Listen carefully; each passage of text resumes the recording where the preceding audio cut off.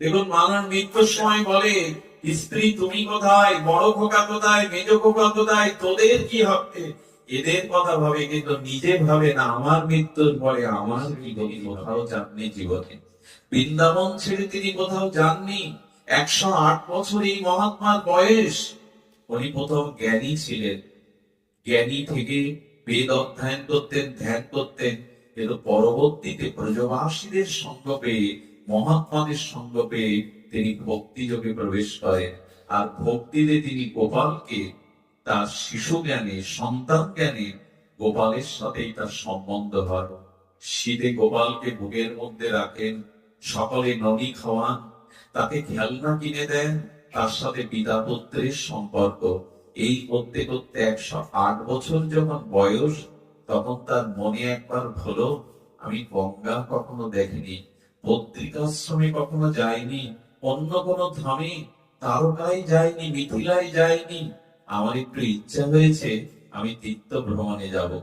গোপাল হৃদয় থেকে বলছেন, বৃন্দাবন ছেড়ে কোথাও যেও না, ব্রজ ছেড়ে তুমি কোথাও যেও না।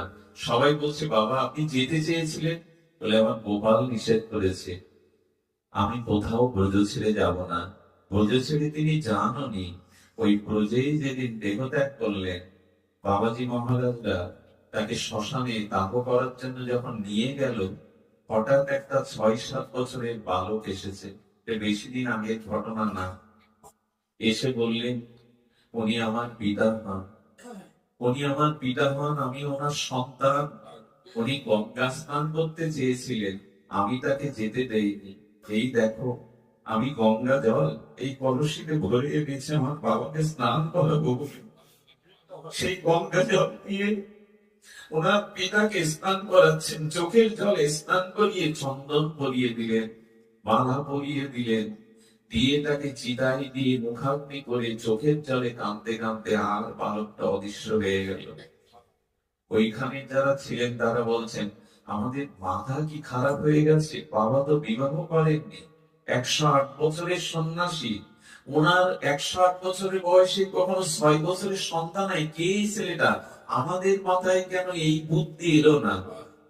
গোবিন্দ যেন বললেন, আমি তোমাদের বুদ্ধিকে মোহ করে রেখেছিলাম বাবা। দেখুন মানুষ মৃত্যুর সময় বলে, স্ত্রী তুমি কোথায়, বড় খোকা কোথায়, মেজ খোকা কোথায়, তোদের কি হবে? এদের কথা ভাবে, কিন্তু নিজে ভাবে না আমার মৃত্যুর পরে আমার কি গতি হবে। এই জন্য নিজের গতির জন্য প্রার্থনা করুন, অন্তিম সময়ে যেন ভগবান তোমার চরণকে হৃদয়ে ধারণ করতে